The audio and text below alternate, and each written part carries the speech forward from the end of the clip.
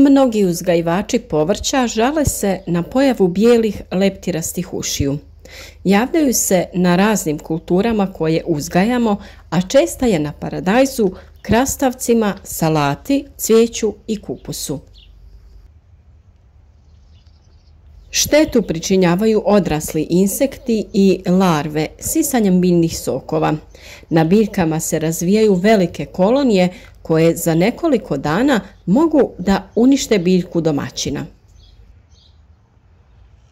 Odrasli insekti su malih dimenzija, bijeli. Ženka položi oko 130 jaja na kupusu do 150 jaja na paradajzu, a na krastavcu i do 300 jaja.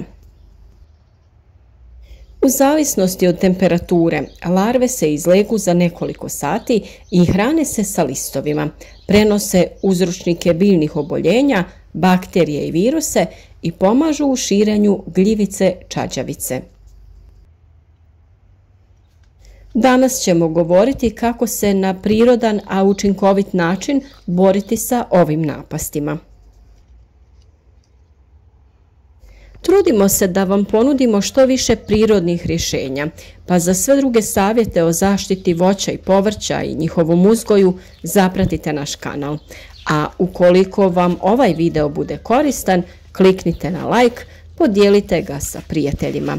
U komentarima smo također dostupni za sva vaša pitanja, a pišite nam i vaše neke ideje za prirodne insekticide.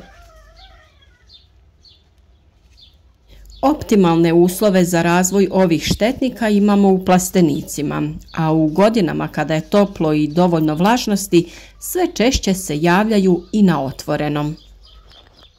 Tome doprinose pregusta sjetva i sadnja, loše prozračivanje, previše dušičnih gnojiva i stres koji slabi imunitet biljaka. Simptomi napada su vidljivi kroz pojavu uvenuća i usporavanja rasta. Ova godina je ispunila sve te uslove koji su potrebni za razvoj ovih štetnika. Ukoliko ste pravilno odradili pripremu zemljišta, sadnju biljaka i preventivnu zaštitu nekim od prirodnih insekticida koje smo vam preporučili, ne bi trebali imati pojavu ovih, ani drugih štetnika. Kao i kod svih drugih štetočina, možemo spriječiti njihovu pojavu ili smanjiti njihov utjecaj. Uzgajamo sorte i hibride koji su otporniji, odnosno koji imaju čvršće listove. Usjev ne smije biti pregust, izbjegavajte obilno prihranjivanje hranjivima bogatim dušikom, jer pospješuju rast mladih zelenih dijelova i slabe strukturu biljnog tkiva koje postaje mekše. Kada primijetite odrasle insekte, možete ih ručno sakupljati ili saprati mlazom vode. Naravno, jedna od prvih pomoći su korisni kukci, a to su bubamare i parazitske osice koje možete namamiti da dođu u vaš vrt ili plastenik. Ne moramo uvijek posezati za hemijskim sredstvima. U prirodi možemo pronaći sastojke za neškodljive insekticide. Na vrhu popisa su crveni i bijeli luk. Ovo sredstvo će, osim zaštite od bijelih mušica, da zaštite biljke i od drugih štetnika, infekcija i da poboljšaju njihov imunitet.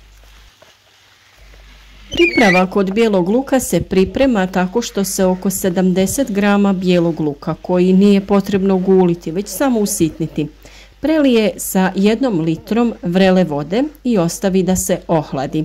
Prije primjene sredstvo se treba razrijediti sa vodom u omjeru 1:1, znači 1 litra ovog sredstva i još 1 litra vode.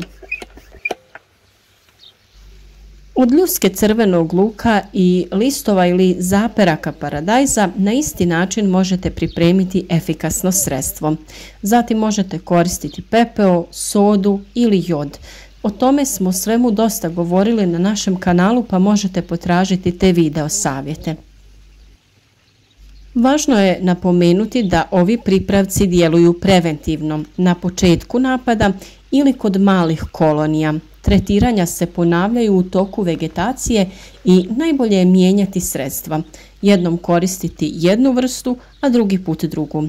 I važno je da to radite ukoliko ste prije imali problema sa ovim štetnikom, da sada to odradite na vrijeme i prije same pojave.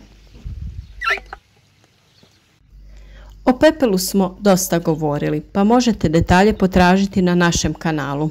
50 grama pepela rastopi se u litri vode i razredi sa dodatnih 4 litre vode i nakon sat do 2 vremena može se ovim rastvorom obilno prskati biljke.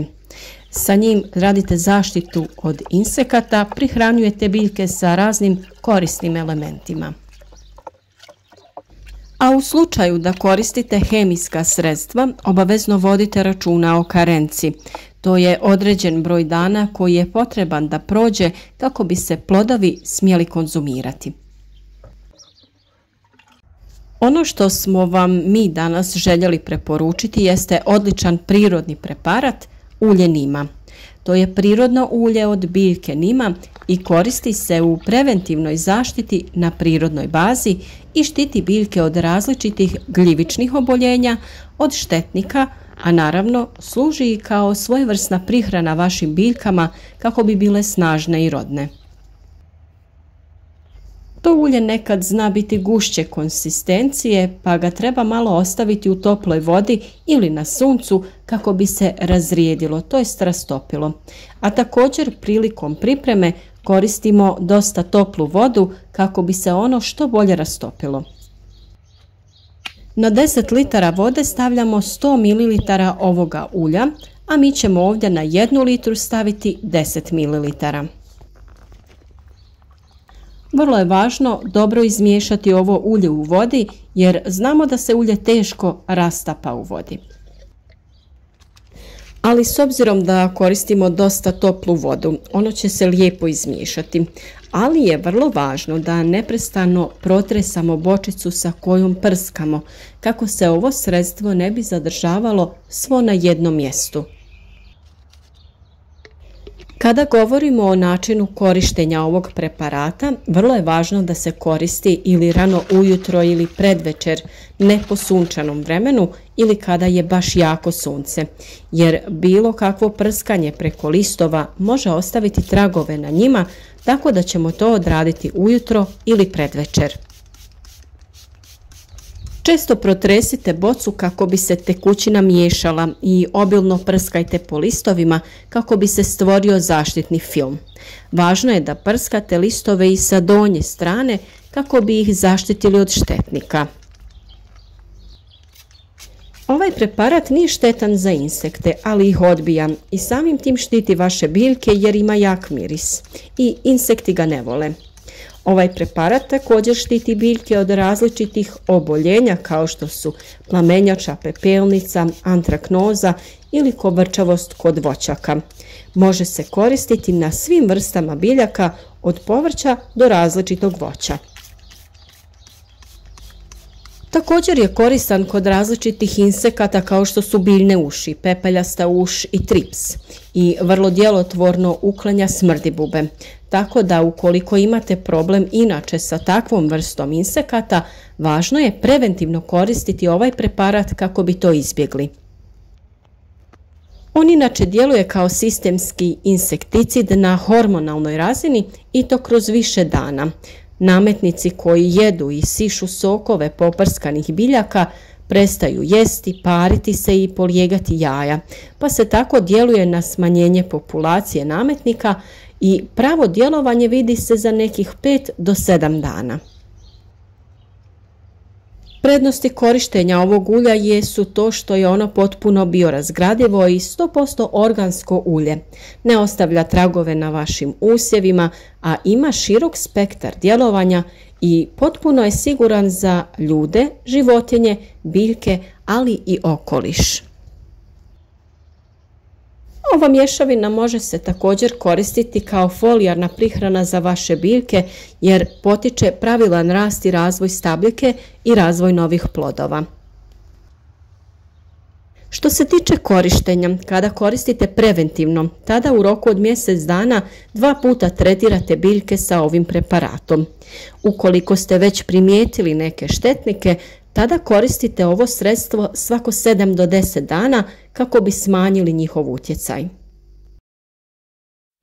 Najlakši način da se borite sa različitim oboljenjima i štetnicima svakako jeste da pribjegnete nekim hemijskim sredstvima, ali to ni u kom slučaju nije dobro, pa je važno probati sva različita prirodna sredstva kako bi zaštitili naše biljke, znali šta konzumiramo i na kraju krajeva kako bi zaštitili sebe i sve ljude koji konzumiraju povrće koje mi uzgajamo.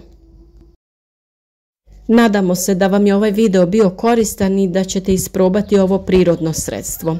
Postoji mnogo različitih proizvođača nim ulja na tržištu, a mi smo svoje ulje nabavili kod tvrtke Vuk Oil d.o.o. koji su generalni zastupnik za proizvode od nima. Oni imaju široku ponudu proizvoda, a najbolje je da posjetite njihovu stranicu te da pogledate kako to izgleda, na koji način se koristi i ukoliko se odlučite kod njih možete da nabavite svoje nim ulje, da ga isprobate i uvjerite se u kvalitetu prirodne zaštite biljaka, a naravno link za kontakt biti će u opisu ovog videa.